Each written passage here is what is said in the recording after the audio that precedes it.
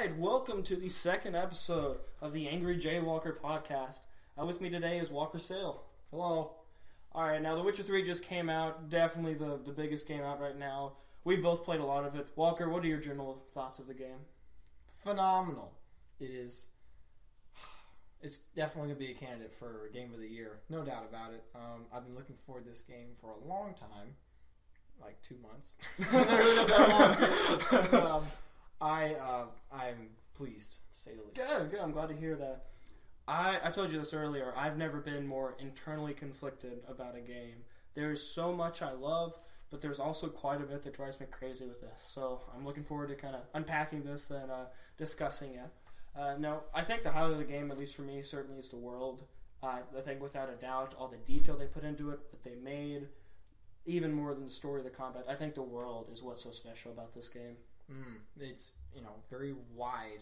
If you don't feel enclosed at all.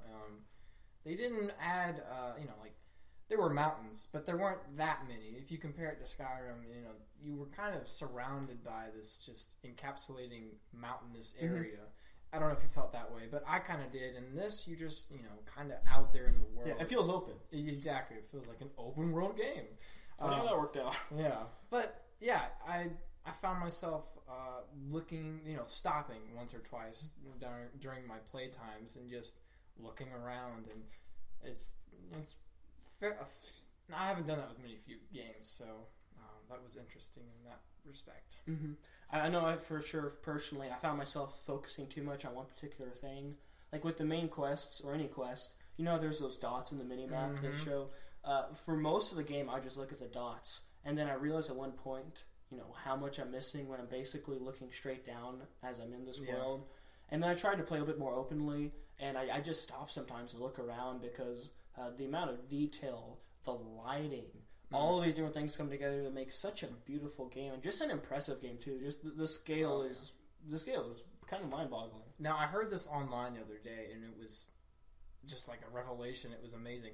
To solve that problem, turn it off. Turn off the menu. Yeah, did you try that? I did. I heard that from Max Scoville on IGN. I don't know if that's who you heard it from. I think that was where I heard it too. But I tried it, and for general quests, I couldn't really do it. I couldn't follow the directions well enough. Yeah. But man, it is perfect for just running in the open world, because I actually I turned off everything. Turned off my health. Yeah. Because at this point I'm high enough level that I'm not too worried about that. And it's great. It is great to just be able to just be absorbed completely by one of the best game worlds created ever, in my opinion. Yeah, and it definitely slowed everything down. I think it's easy to get, in a story-driven game, it's just easy to go, all right, let's get on to the next thing. And this slowed everything down, and when I did it for about an hour or two. And what would have probably taken me about 30 minutes, it took me about an hour. And while it slowed everything down, I just started to appreciate everything. I, look at people more, look at all the details in the background, etc. And it was definitely, it felt immersive. And that was something that a mini-map can take away. Now, I'll still use the mini-map, but what I'm doing now, and I think I'll continue to do it this way, is that instead of, I'll try to find the area, but if I get lost, I'll check the map and then go from there. And I've enjoyed it so far. Awesome. That's awesome. Now, one thing I just want to quickly touch on, because we're talking so much about the world and how beautiful everything is.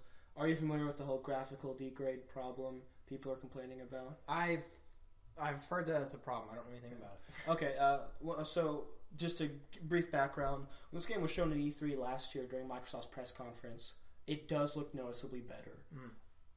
But I think you're complaining something, instead of looking like a 10, I look like a 9.5. I do not think it is anything to focus on. I just want to briefly mention that. I will say CD Projekt Red has done a great job of acknowledging that to optimize this for consoles, they did have to, take out a bit from the high-end PC crowd. Was it as severe as a problem as the Watch Dogs? I don't think so. With the Watch Dogs, that one from being the best thing I'd ever seen to... okay, it's good. It's like a B. It's not bad. It's good. Right. But this, to me, like, if I don't like doing reviews with scores necessarily, but if I had to score the presentation, I'd still give it a 10, except for perhaps bugs. It doesn't look as good as it did last year at E3, but it still looks so good. Mm-hmm. It is one of the most beautiful game modes I've ever seen because of just all the detail. I mean, there are some games with more photorealistic characters. Yeah. And I will say, Geralt looks great. Oh. You can tell they spent a lot of time focusing on him specifically. It's slightly jarring sometimes comparing him to a random villager with a bowl cut. Exactly. There's a lot of those. I love those. But I love all the detail they put into it. But yeah, I think anyone complaining about that is completely missing the point. Yeah, I mean, whenever gamers hear of graphical downgrade, everyone's like, oh, they panic and everyone freaks out. But it's still amazing. Yeah. I mean, there's not much to complain about. And I feel like they've got CD Projekt Red had an honest reason behind this, and it's to make the presentation better. You don't want any hiccups in the performance, and I feel like they had the right intentions. Yeah. Now I will say this game also has my favorite mountains. Period. Previously, that award went to Uncharted 2, but now these are my new favorite mountains. Ooh. I love mountains. These are some beautiful mountains. Beautiful mountains. On that note. Now, one thing I do want to mention that I wasn't quite as crazy about, that kind of threw off the experience a bit for me, is the main quest line. I love the world, I love the side quest, I especially love the Witcher contracts. But for me, the main quest took everything that made the game great and kind of ignored it. It was not horrible, but to me, it reminded me of Assassin's Creed, and let me explain this analogy. Sure. So Assassin's Creed, well, a good Assassin's Creed, your main story is okay. It might be good, it might be fun sometimes, but it's also going to drive you insane sometimes. The best part of those games is going to be doing all the random side quests and stuff. For me, that perfectly just explains this to a T.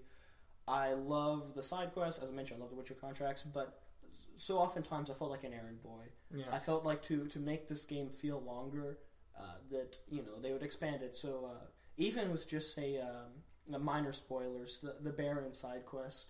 Or not side quest, but that part of the quest. Not to spoil how it ends or how it could end or anything, but that could have been really simple. You could have just talked to the Baron. It would make sense to talk around, so try to figure out where these people could be, and then when you get to the place, that all could have gone so much quicker. For me, a part where I did roll my eyes is when you play hide and seek with the children. It was a case of. It is funny and it adds personality to the game, but for this to be part of the main quest, this kind of kills me. Yeah, I can understand that. It was like, it was a commonality. The first, and of course I'm not going to throw any spoilers out there, but like the first thing from when you meet the captain at one of the Nilfgaardian camps, he's like, I got information, but first you're going to have to, give me something in return. And while that is realistic, but, does it always have to be these weird quests? Yeah. So I didn't mind it, but at the same time, let's try to change it up a little bit. Yeah, I understand that. It was just weird to me because Geralt is such a cool character. There was so much cool about him, about the whole Witcher thing. I love all of it. But then, what does he do in the game? Well, it's what we've always been doing in the games. Give me this. Go do this for me. Yeah. Round up my cattle. Yeah. Yeah, it can be seemingly, lame things because you're like, kind of like a bounty hunter almost. Yeah. But, of course, you're dealing with monsters mostly. And so, yeah, let's go after those monsters. Let's not go after sheep.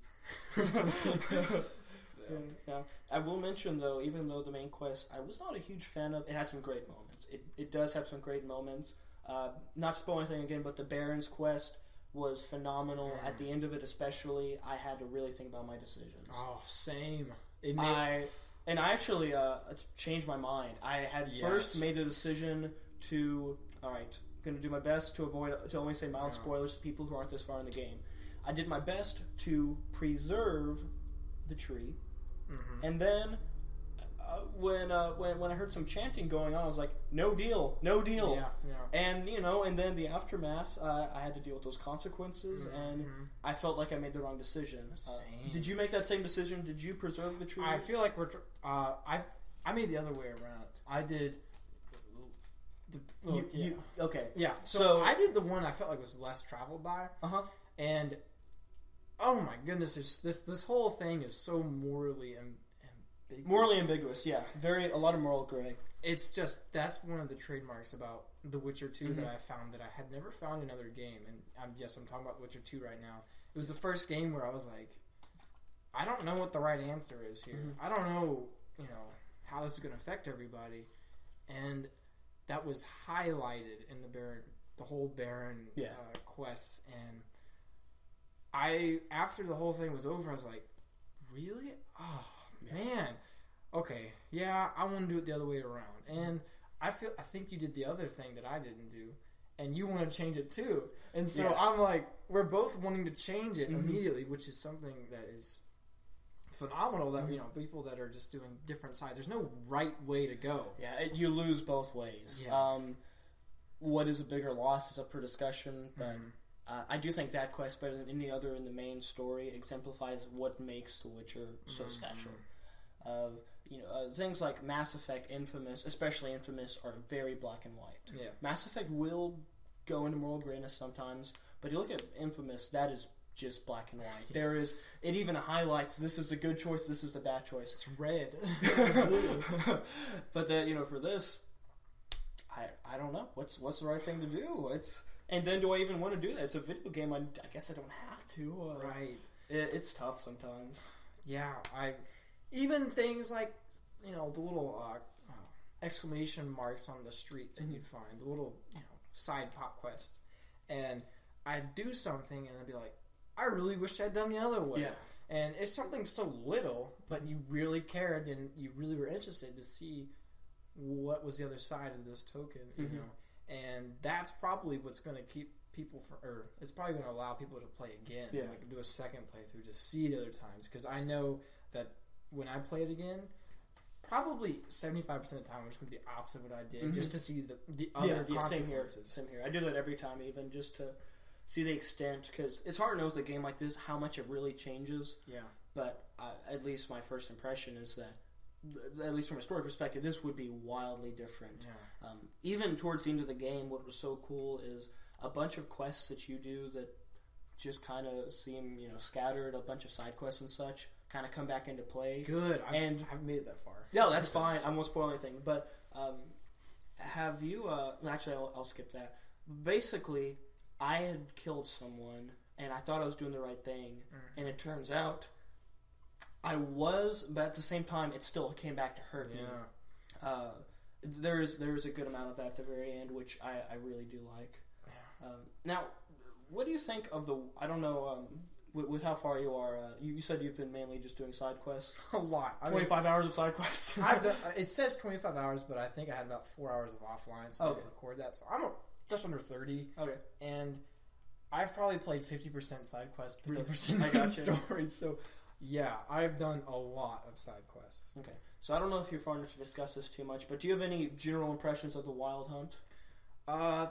Really, all I know about them is that they look like Lord of the Rings characters. No, I'm kidding. I will say they look like ring wraiths with Sauron's face mixed with the Mentors, like with the cold thing. I don't mind it. Hey, it looks great. I don't know too much about the Wild Hunt because of how far I am in the story. Okay. What was interesting in The Witcher 2, there was a lot of books on the Wild Hunt, a lot of allusions, with an A, to the Wild Hunt, and you read up on them, and they'll be like, specters that roamed across and hunted people, and so I knew at the time when I played it that the next title was the Wild Hunt, and so I'd always look for those. But anyway, that's kind of a tangent. But yeah, I don't really have too many impressions. Sure. I only encountered them once or twice, and very interesting definitely to be feared, and that's all I can say right now. Well, I'll just say this very briefly then, just so my thoughts are out there. I think they are the coolest villains in a game I've seen in a very long time, but I wish we had any time spent with them. Because now maybe there are side quests that would have gone into them. I don't think there are, but with a game this big, it's hard to know. Yeah. But I mainly stuck to the main story. I probably did 90% main story, 10% side quests originally, and now I'm going back to the side quests. And I don't know anything about the Wild Hunt after finishing the game. I don't I know they want to end the world, but I don't know anything about them. I don't remember their names. Yeah. There's not really any expositions. It is not like it doesn't ruin anything. but I would have loved to go a bit more in depth with the Wild Hunt. Now, I'm all for the focus being on Geralt and his friends, but I thought I loved the Wild Hunt. I thought they were so cool. I just wanted more time with them. Cool. Yeah. Maybe, I guess, certainly I think there was like in-game resources that you could read, but yeah, that's a great point, and maybe that's why, maybe the mysteriousness of it all added to your love to them. And you wanted to explore, and you wanted some kind of resolution. Again, I haven't finished the game, and that's a good point. And it's been a long time since I've had a meaningful villain or set of bad guys. Yeah, that is definitely a problem games have. Yeah. But that's a good thing that they're intimidating, interesting, mysterious, all of these things, and it's a good refresh for a video game. Honestly, I'm so interested in them, to be completely honest. If they decide to do a spin-off and it's just about the Wild Hunt, I would be so for that. I would love that. Really, if there was, I would buy it in a heartbeat. I would love to get to know these characters better. Now, another thing I do want to talk about a bit is just the personality of the game. Because for so many games, it's not necessarily a bad thing, but you know what you're getting. Some developers have their own personality. Like if you play a Naughty Dog game, you know what you're going to get. All of the Call of Duties, I don't know if it's a personality, but it's the same kind of tone. But there aren't a lot of games that have this kind of personality, or this much personality, in my opinion. Yeah, it's so... I think the biggest thing that I just love about The Witcher is the moral issue, the gray area. Yeah. And it's just so hard to figure out, It makes you really think twice about your decision when you about to say something or about to do something. You're like, what do I do? And while at times it can be lighthearted with, the villagers, they're sometimes they talk about things and it's pretty lighthearted. Like, I'm thinking especially of the little mud boy, whatever his name wasn't during the Baron quest. All the things he would say. Do you know what I'm talking about? I forgot his name. Is it that little golem creature? Yeah, you know what I'm talking about? I never was able to talk to him. Oh, really? I couldn't find him. Okay, now this is so interesting. We're already talking about things that happen differently. That's one of my favorite characters in the game, and it sounds like you weren't able to even find him. He introduced him to me, and he's like, put him back in your cage. And of course, this isn't really spoilers, but and I was like, I want to go find him, but I couldn't. I guess I didn't look hard enough. That is interesting. It's just interesting to me how I didn't even realize this was something not everyone would run into. Right. But he has so much personality, so many lines. He's not in there a lot, but when he is, he cracks me up. But also just little details, such as, do you know what I'm talking about with the cat? Where Geralt just stares into the cat's eyes. I think it's on the Dandelion quest for a while, and you're expecting something to happen the whole time, but it's just Geralt staring at this cat. No, I haven't gotten there. Alright, sorry if I ruined that scene. No. But there's a bunch of little touches like that where that no one might run into that might, Did you ever run into that cross-dresser? Yes. I called it. I was like, he's like, interesting. He's like, you're this character because you think it'd be a girl. And he's like, yes. He's like, are you looking for something? And he's like, I guess. And she comes, he's like, all right, I'll be right back. But yeah, it's just, there's a lot of just random, it's not random, but like out of the blue sometimes, just like something like that, cross-dresser or like staring at the cat. Yeah, nice little touch. Just makes you laugh, but you can also be on the edge of your seat being, enthralled in this game, and it never felt out of place humor-wise or violence-wise. It's perfect balance. Yeah. To me, what is the funniest scene in the entire game for me, if you pursue the Triss storyline and the romance with Triss, it ends up with you're in a lighthouse and they're hugging, doing whatever it is they do, but the camera doesn't focus on them, which makes the scene great because it just focuses on this love they have for each other. But the camera goes to these sailors, and the sailors, the bells in the lighthouse that they're in are they're being hit, and you can kind of guess what's happening. And the sailors are saying, "Is this Morse code?" And they start writing it down, and they're trying to realize what's going on. As it's like bang, bang, bang, bang, and then they read it, it's like, this doesn't make any sense. And then his buddy says, "You idiot! It's Morse code. It's supposed to be a secret, and we got to figure it out." And so they're trying to decipher it, and I don't think that's what's happening up there. That's awesome. So Hilarious. that I love that team for so many reasons because it keeps the focus on the romance and not anything weird, and it is hilarious. I was not expecting that. That's great. Yeah. Now, one thing we mentioned earlier that I want to go back to is the lighting. Lighting is something in games that you might not always notice it, but for me, especially the sunrise and the sunsets are such a highlight. I would change the time sometime by meditating to just get to the sunrises or sunsets. Yeah, I remember when I first played the game, I think it was sunsetting. No, it was sun rising.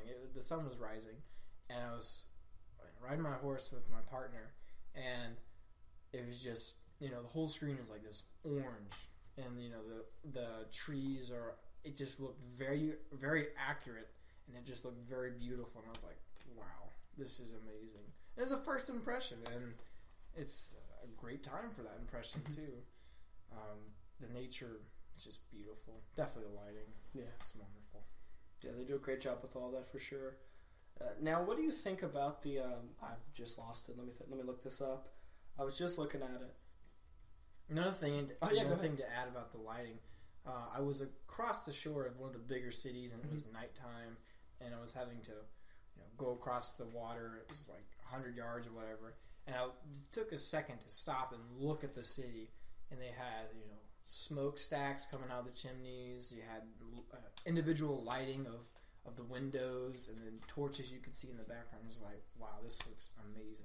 And like you really cared to see what the activity was going in, even from afar. Yeah, it's beautiful. Yeah, one thing I would encourage people to do, especially when you have all the areas unlocked in The Witcher, is to go to each city or each village. Well, that's a lot of villages.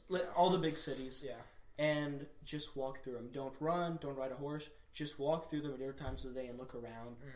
Because going back to the detail, it is incredible how these cities come across as like an actual living, breathing city. And it is definitely something for other developers to take note of in future open world games. But it takes too much time to do all that, Jay.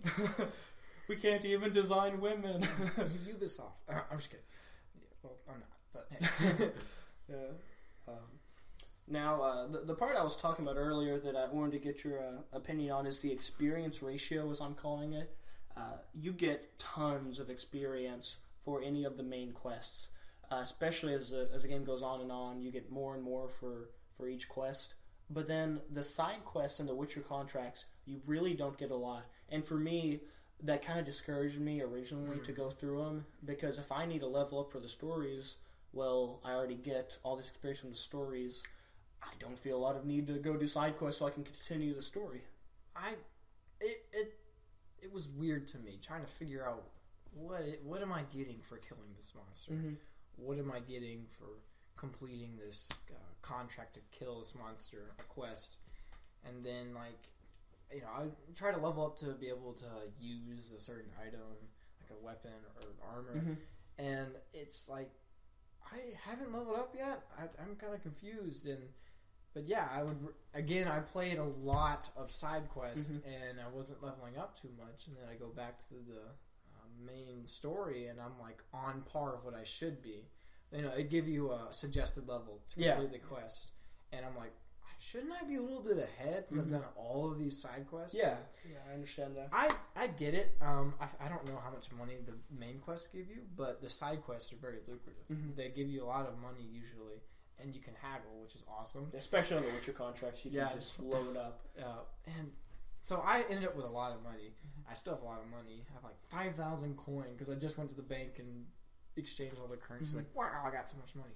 But anyway, while I'm racking up the dough, I can't really use it on anything if I don't have the level to equip the gear or whatever I need. So that was kind of confusing. It's really weird. I don't spend money in this game. I think I have 6,000 something after being the main story and doing all the Witcher contracts I could. I don't spend money. There's just nothing I buy. The weapons I find I like. The armor I find I like. It's not a fault of the game or anything, but I just don't spend this money. There's just nothing that I feel the need to go use it for. And that's... I don't know. I don't think we should start making Skyrim comparisons right now. Yeah, we can say that for later. But that's one thing that Skyrim, I think, had was that you knew the different types of weapons and armor, and you're like, I'm going to try and earn this. Mm-hmm. And then, but here it's a lot of kind of random, but I guess in a good way. I don't know. But anyway, you don't really try to go and get a weapon or something. I've done that with, the treasure hunts. I've gotten certain armors, and those have always been nice to me. But as far as trying to earn enough money or earn enough resources to get to craft a new item or something, I really haven't done it. Mm-hmm. So that it is a little bit weird in that sense. I do wish. I think the solution is fairly simple. Just for anything in the future. For example, towards the end, I might get 1,000 experience points for completing the main story, which might just be talking to people, doing their errands, finding them. But then for killing this monster, I might just get 50. Yeah.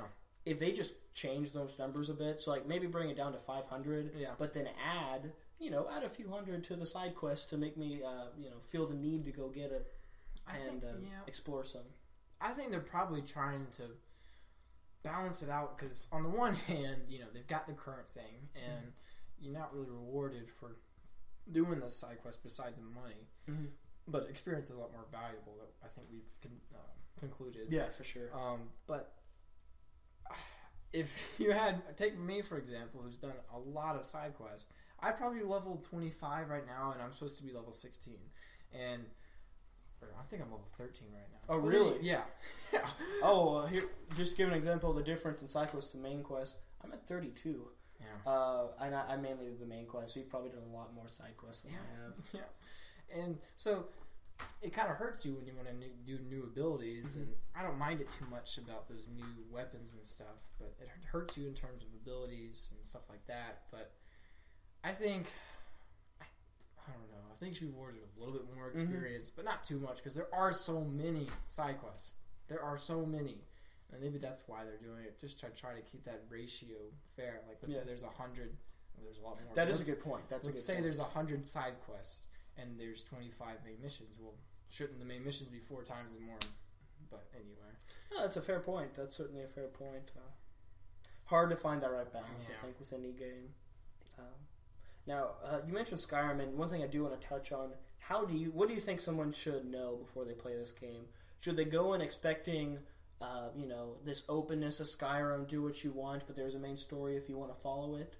Or do you think someone should go in expecting, this is a story-focused game where you have all this you can do, such as something like with Mass Effect or Dragon Age? I'd say the second. You really, again, what we say about the experience, you really have to do the main quest in order to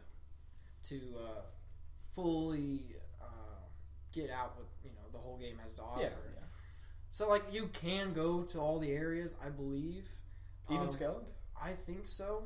Really? Like, there was, again, no spoilers, but you could pay someone to get to Skellig. Okay. And I don't know, but I would anticipate that person still being there, even if you haven't done much of the main quest. You probably wouldn't be able to afford it, but anyway.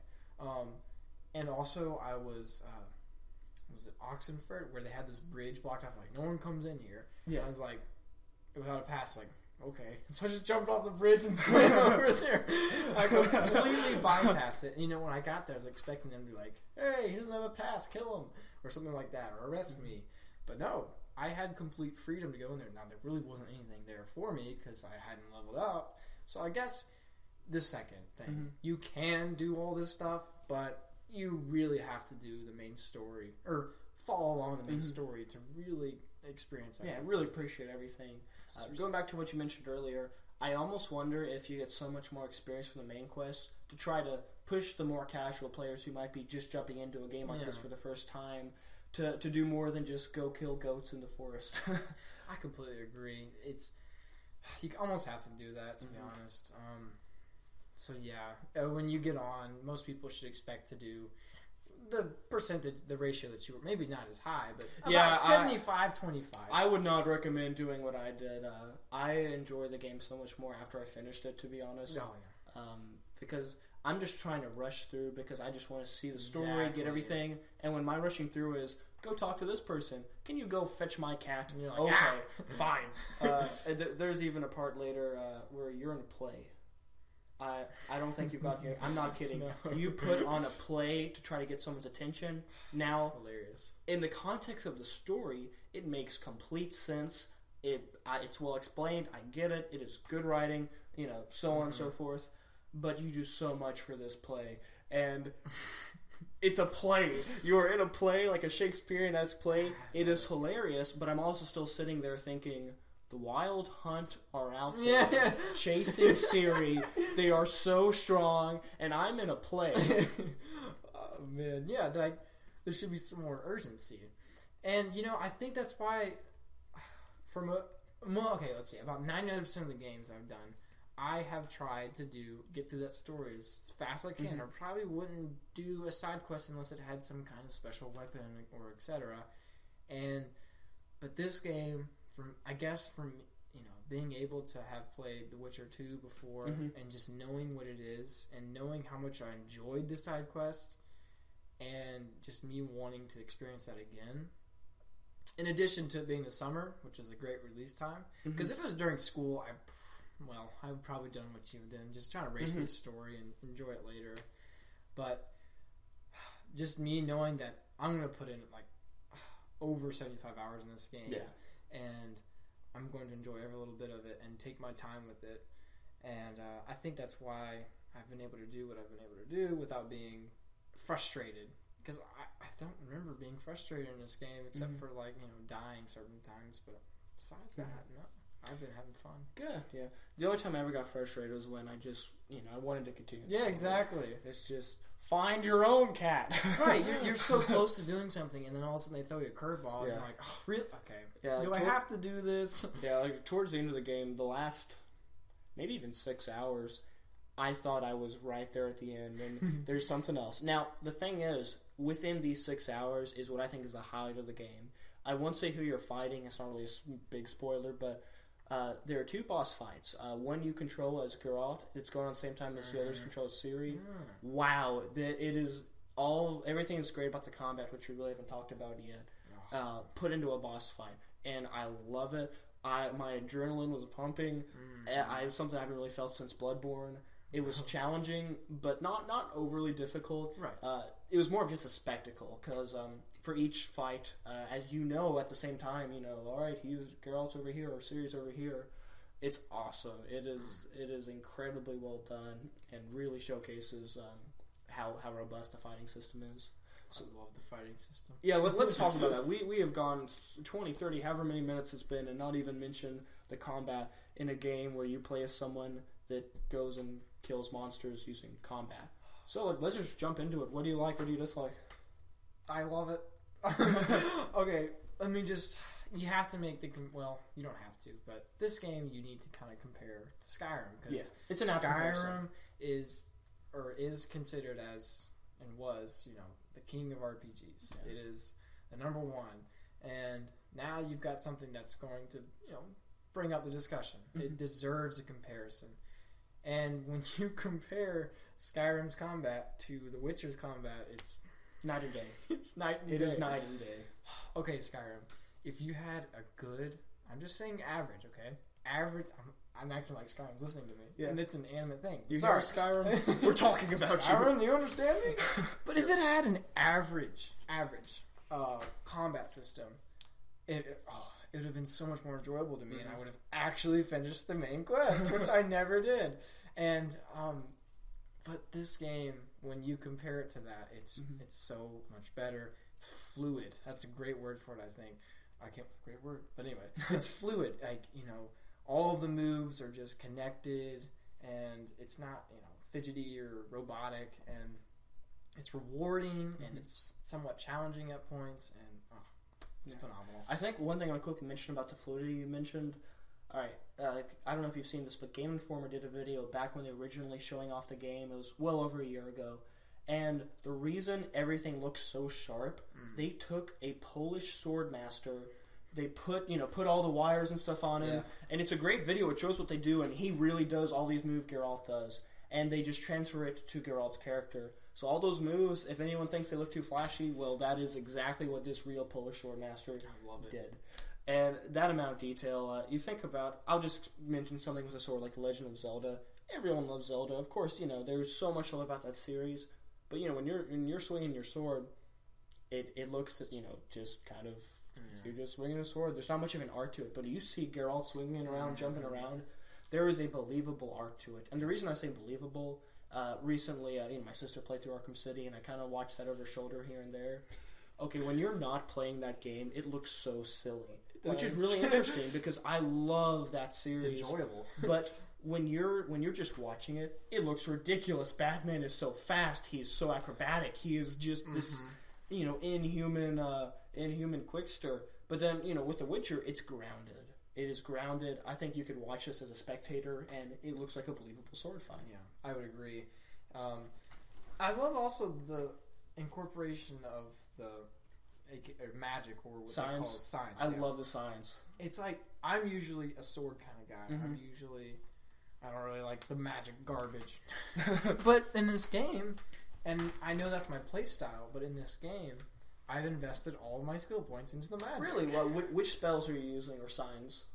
It started with Witcher 2, but Quinn. I use Quinn all the time, and that's the shield. And it's just...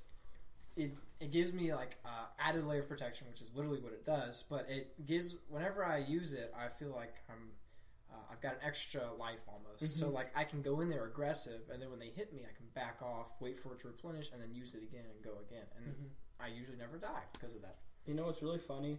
That's exactly what I did. I had all these options, but I did the exact same thing. But I will say, later in the game, what is the fire one called? Igni? Igni, yeah. Igni, I guess Ignite, that makes sense. Igni is the coolest spell by far. You can't argue it, and here's why.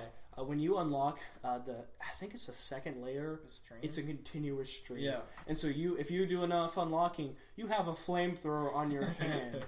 That is all I want from a good RPG with spells in it. Let me go set fire to random things. It is, on all seriousness, so it is very satisfying, because especially with flying things around you, like if you're ever taking on a griffin or anything, oh, you want to fly over me? Fire!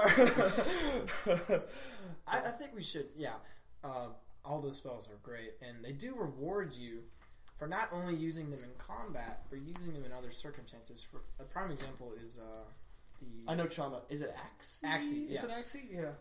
I figured out where Delusion was. That's the skill. And it was the first one. I was like, oh, I should definitely invest into it. Yeah, for sure. And I've been doing that now. And I think if I play the game again, that's the first thing I'm going to invest in. Just because of the... it's hilarious every time you use it. But just These are not the droids you were looking for. Pretty much, exactly. You're using the Force and saying, hey, you shouldn't do this. But it's very rewarding to use it, and it makes other people look a fool. And it's hilarious. Yeah, I realized the first time I talked to someone and that was an option, I realized, all right, everything I've been investing in, cut it, go straight to Axie. I wish I figured that out sooner.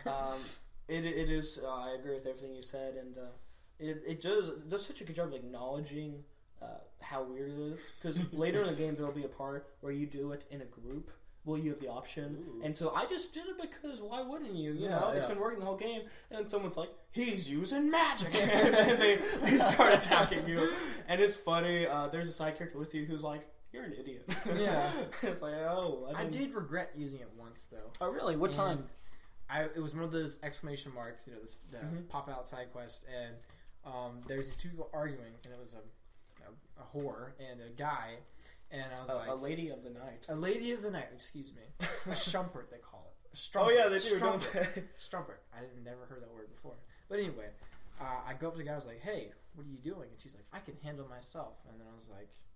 It had all these texts available, and it was like, back off, or like, okay, it's not my fight, or hey, what's going on here? Or it was use the ability and say, you need to leave. It's like, okay, I'll try this out. And so I said, you need to leave. And he was like, oh, okay. I should stop this. And she's like, oh. And basically they're trying to con me. And I didn't know that at the time, but I used it and I was like, oh, that's disappointing. And then it ended. I was like, well, that's disappointing. I kind of wanted to see what they're going to try to do, and maybe this would have led to something else. Yeah. And I kind of wanted to immediately load the game back to the previous checkpoint, but I hadn't saved it. But anyway, so that was the only time I really regretted using it. But it can be very beneficial to you, like not having to pay a tax or something like that. And get around things. The only time we can't use it that I really want to is on the Witcher contracts when you're haggling. Yes, because they're so stingy. If you go anything past the middle, they will always say no. Yeah. You have to just a little bit more than they're asking for. I love to say 1,000 crowns. Yes, sir. 1,000 crowns it is. As in, wait, when did I agree to this? Yeah. Right now. Yeah, I was confusing me. I'm wondering if there's another skill that you can use that can give you a little bit more of an edge. That's a good point. I feel like it's embedded in somewhere. Maybe it is the delusion skill. Maybe it's somewhere further down the line. But I feel like it's addressed there somewhere because I feel like they wouldn't give you that whole slider bar and not ever being an option to use the maximum. Yeah. But That's a good point. Now, we've talked a lot about how big this game is. And this came out really recently, I think yesterday. About just how big it is with IGN. The senior writer, I'm not going to try to pronounce his name. Well, actually, do you want to try to pronounce this? Alright, I'll try. Right there. Starts with the B. Boris Pulgetsky Noraskitsky Vladimir Putin. That's that guy. The senior writer, he spent, let's see, let me make sure I read all this right. 450,000 words are in the Witcher 3 script. 450,000 words. That's a lot of words. I thought about this. I wonder how much time it took the voice actor of Geralt, because you've got to do every single. Well, not you can repeat it sometimes. Like, show me your wares. You can repeat that, but like every single alternative ending, every single side quest, you've got to get him in there and say, hey, read this, and put your emotion into it too. And he's got to have some kind of context. All right. Actually, I can answer that question. Also mentioned in the article, first of all, just so everyone understands how big of a deal 450,000 words is in a script for a video game. Your average novel is 80,000 to 100,000. This is 4 times bigger than a fairly large traditional novel. Now, as far as how long it took for all of them to do it, Kate Saxon was the voice director. Alright, so I don't know about the side quest, but she says the 50 hours of main storyline required 950 speaking roles. I'm assuming that they could use some of those 950 for the side quests, but 950, nearly 1,000 people have different characters in this. Now, I'm sure they use a lot of those people more than once, because why would you not? Especially when what's one Cockney British, villain from another. Although one you can tell apart from other people, it's a really deep one. Yeah, you know what I'm talking about. Everybody knows what I'm talking about. I've noticed that one quite a lot. I don't mind it too much. But anyway, let's continue. But they started recording this at the end of 2012, and they finished earlier this year. That is how long it took to record all of this. I wonder if that was what was keeping them up. I don't know. Forced the delay. I will. There are enough bugs that I think that probably is still what it was ultimately. Yeah. Just trying to get rid of all the bugs. Good point. But for sure, I mean, that could be part of it, because that's a lot of dialogue to have to put into the code. That is just massive. Now, let's mention bugs. These things are notorious. These kinds of games are notorious for bugs. Have you had many problems with bugs at all? Bugs. Okay. So I can't remember the last time I've experienced a bug inside the game, but I will say, when you load up the game, it gives you that art, and it gives you a recap of what's going on. Yeah. And the last couple of times, I've had no audio. Really? And I'm just like, where's this guy's voice? Tell me what's going on. I can still read it, but I mean, it's a minor thing. I guess it can be fixed pretty easily. But I'm on the PC, just letting everybody know, and I'm not trying to say anything, but I haven't much problems with it. Yeah, I think it would make sense for this to run smooth on the PC, because this is a developer that's exclusively worked with PCs until now, except for the 360 port of The Witcher 2, which no one remembers.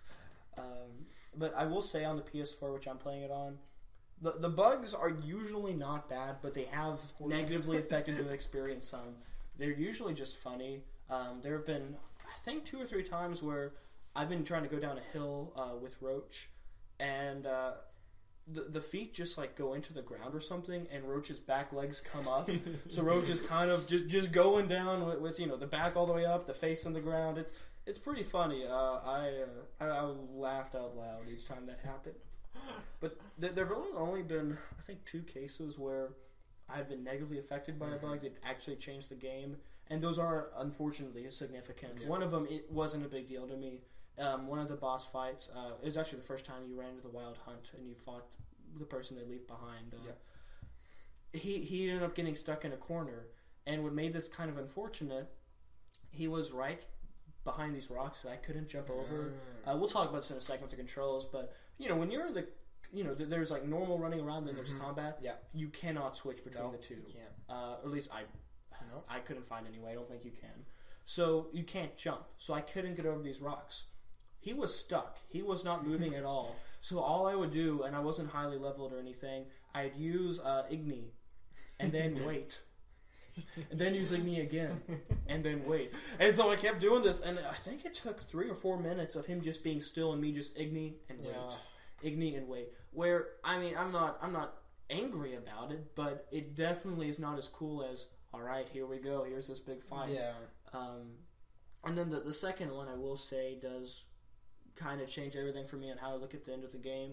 It doesn't ruin it, it just changes it. Yeah. Not necessarily positive or negative. The final boss, he got stuck. And while this previous guy got stuck, the first time a boss got stuck, he was stuck between rocks I couldn't get. The final boss was different. He was just stuck right in plain sight. He dodged me, and then he couldn't move. And he couldn't block, he couldn't attack. So I just hammered away. We're supposed to be this epic, climatic moment. I'm just hammering away, one-handed. He can't attack me. I'm just tap, tap, tap, tap. And, eventually with all the health away. And does not ruin the game whatsoever. It doesn't even affect my opinion on it. But it is one of those bugs where I really don't think when they spent so much time with that game, they envisioned for me to play through it and then, the final boss not even try to defend himself. That's really curious. Yeah, I've never had that happen too. But I will say, it worked. The game did work. I will take that over game-breaking bugs or glitches any day. Because I was not mad about it. I was kind of a little disappointed, but at the same time, I really wanted to get through the story. I really wanted to, see what happens. So I was okay with it. But that is, I have been very fortunate to avoid bugs in games. Yeah. That's the most significant bug I've had in a game, except for God of War 3 crashing on me right before the final boss fight. That would be really frustrating. Yeah. Oh man, can you imagine if that happened in this game? You spend however many hours and then help. Oh. Man. I will say this. We talk about the bugs.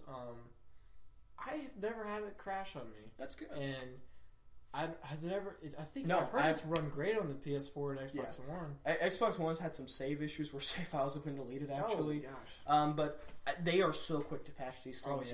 You look at Drive Club, Halo Anniversary Edition, and Assassin's Creed Unity, the 3 titles of the fall that are really infamous for having tons of glitches and bugs and such. Part of the problem and reason those are so infamous, they lasted a while.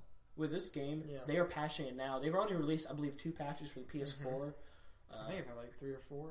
Oh, really? For PC, and it's just quick. Yeah, the game came out, not even 2 weeks ago. Yeah, they are so quick to jump on this, which I really appreciate and respect. That they didn't just finish it; they're making sure it works out. And they're giving us DLCs. Yeah, 16 weeks of free DLC. I think it's over 9,000 actually. Which is great. In an era where you're nickel and dime all the time, of course, there's the infamous Oblivion horse armor where you charge however much it was just for needless armor for your horse. And this is the good free DLC. This isn't the we haven't completed the game, or we haven't had we haven't finished everything, so we're just gonna release it to you later. We need the money now. This is a complete game. This has got everything it needs. Everything's amazing, and you know what? We're gonna put a little bit of cherry on the cake and give you some more. Yeah, and the free DLC so far has been perfect just off of 1 week. I forgot everything it was. Oh, yeah, it was in some sort of an armor set, but also hair. And I have had fun with messing with the hairstyles. It's simple. They did not have to do it, but it does help. I enjoy the game more with it, of just messing around with the hair and doing different things. And I will say, they said something about dynamic beard growth or whatever, and I wanted to see how far my beer could go, Uh-huh. but it's only seemed to capped out at one little, part, and I was like, oh, that's disappointing, because I wanted to get it, super Santa long. Claus. Exactly. I just wanted to see how long it could get, and unfortunately, it hasn't gone, it seems to have reached a maximum level, if we want to say it like that, which, hardly a complaint. Yeah. But, hey. Yeah, it's worth mentioning. Now, all right, there are two quirks I want to talk about. These are not huge faults, but they're weird. So we mentioned this earlier with the combat. You can't really switch from combat to normal running easily. I don't know if this has come up for you, but there were many times for me I'm trying to run through a section or do something. Even like as I mentioned, trying to jump over the rock to get to the boss that was stuck, and nothing you can do when the game thinks it's supposed to be combat. You're stuck. Mm-hmm. I think one time I was trying to pull one of those get in, get out kind of things. So I knew the treasure was there, and I was like, all right, I'm going to get in there. This guy is way over, he's a couple levels higher than me. I'm like, there's no way I can defeat this guy. So I'm going to get in there, take that treasure, and bail. But I get to the chest, and I'm like doing barrel rolls straight to the chest. I'm like, no, open the chest. And then, of course, I had to fight him. I probably died. I think I died, but hey. Oh, it was against a griffin. I think it was against. Gotcha. There was several griffins in the game, I think, and I was like, "Oh, a chest." But then I got on the horse, which the horse is kind of finicky too. Yeah. One thing that's also weird to me, I can't think of any other games where I've had this problem. When you're just walking around and you're trying to pick up items, do you ever have trouble just picking them up? Because I have all kinds of trouble. It's not the most frustrating thing in the world, but I frequently run around in circles as I go back and try to pick it up. Because you're pressing the run button. The run button is the same as the action button, right? Yeah. But also part of the problem is even when I'm walking, like one of the many times you have to examine items and then follow the scent. There's a very small window. I don't know what the proper term is. But there's a very small window of where he needs to be looking for the button prompt to come up. And it also is very short. So you will walk past it, try to press it. Oh, I got to go back. And nothing to ruin the experience. I was just surprised it's there because I'm so used to being able to just quick press, grab the ammo, or whatever. Right. It is. Yeah. Definitely, I've noticed that too. You have to be, most of the time you have to be facing it. You can't be just on it. Mm-hmm. So especially when you kill something and there's, a carcass on the ground. Like, I want to explore that carcass, but you can't just run over it most of the time. Mm-hmm. You have to look at it, and especially with those going indoors and, looking for something specific, like you said, you'll look at something and you want to examine it, but most of the time you end up flicking your or snapping your finger. I turn on so many. And you're like, no! And then it goes away real quick, and you're like, okay, I can press it again real quick, and then you snap it again. You're like, So that, it's a little frustrating. It's kind of comical when you sit there. It's just a quirk, it's just kind of weird. And then the one other quirk I wanted to mention before we go back to talking about the good, the fall damage is so funny to me because I am used to your Assassin's Creed, your Batman's, things where it's hard to die by falling. Yeah. It can happen, but it's hard. And then for this game, you are a biologically engineered monster hunter. Where you've went through all this training, you have all these spells put on you to be this monster, basically this monster that kills other monsters, and yet there were a few times where I would be running and would accidentally fall off a ledge. Yeah. I wouldn't even go that far. Like I'd land and everything, and that was too much. I'm a goner. Yep. Got to go back to the last save file, and not a horrible fault, but it's weird. Mm-hmm. I'm the kind of guy that likes to skip the ladders. Going down ladders in games, yes. I have yet to find a game that really just makes it easy. Nails those ladders. And especially Gmod, goodness gracious. I'm not going to get on that. But anyway, I'm like, alright, it's not that far, it's just 8 feet. Whatever, I'll just jump down real quick and then I don't die, but I'm losing a crap ton of health, and the health regeneration takes forever, and I'm just like, I gotta meditate now. I mean, it's not a big deal, but it's just kind of like, really? Yeah, I'd love if they were patch it, like half it maybe, half it so that you take half the damage from falls, because also fall damage is one of those things. It's really just in games to be realistic. Mm-hmm. I don't think that's going to change the experience whatsoever. Now, one thing that I want to get your opinion on, as far as experience goes, do you think the game could have benefited from giving any experience from killing enemies? Because certainly you get them for fulfilling quests, but if you just kill normal enemies, you don't get experience. And because of that, during the main story, when I was already sick of having to run around, do this fetch quest, do this fetch quest, go do this for him, and then I have to, fight enemies should be the highlight. But at this point, I just want to be done with this part of the story. I would run away from them. Yeah. And I would just avoid them. And it was really funny sometimes because they'd all be chasing me. And he'd get in combat mode. I'd just roll back, barrel, and just try to get to the cutscene. Now, I think there actually is experience for killing people. Now, I say this not from knowing that when I kill someone, I see a little, in the corner, 5 experience. But when you look at some weapons or something or armor, it'll say plus 25 experience for killing non-humans or humans. And I'm like, wait, there is experience? Wait, is there? Yeah. I've seen that before. And I'm like, okay, I never really noticed how much they give me. And it's definitely something... I wish I'd pop up in the corner. Yeah, like, it pops up in the corner, like, how many, items you receive. But I never see XP. And, it's a little weird, and so I think yes, you do get XP, but I think did not realize that. That is interesting. But I think it's minuscule. Yeah, I won't fault him for it. That's interesting that I could go through the entire game. It's not like Pokemon to where you need to kill these or not kill, but you need to grind. You need to grind to get experience, but it's certainly very minuscule to say the least. All right, now I think we've about talked about everything we can with this. Our final conversation, I guess, that I want to hit on. There's so much you can talk about this game, so much we can unpack. But unless there's anything else you want to talk about, I just kind of want to talk about what we think this game's legacy will be for Game of the Year this year, for just RPGs in general, and then just, is this the kind of game that we will be talking about 5-10 years down the road, or is this the kind of thing that's fun in the moment?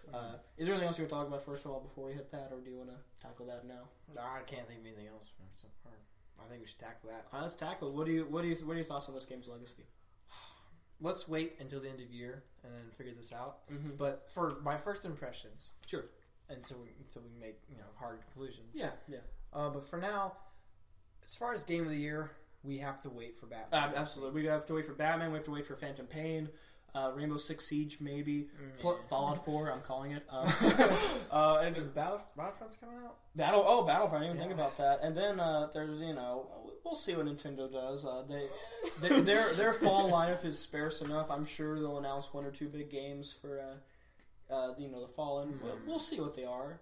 I think Mario Maker looks interesting, but not Game of the Year interesting. Okay. But yeah, it's way too early to say that, for sure. I'm just curious about... maybe compared to just the games that have come out in the past year, like calendar year, so not just this year, but, going back, comparing this to your Dragon Ages, last year sucked. Tell you what, how about this, so we can talk about how we think it does compared to the games around it. This was originally supposed to come out in October of 2014. If this had been a 2014 game, where would it have ranked with you? Game of the Year, no question. Really? Just no question. Not even a question. I don't know all the games across the platforms, but PC at least. Yeah, I'm mainly PC, but let's see. Dragon Age Inquisition was. What else was there that was considered? I guess I'll say mine to kind of help with that. For me, it'd either be 3 or 4 if I did a big top 5 or top 10 list. It would either be right after Middle-earth: Shadow of Mordor or after Smash Brothers. I can't.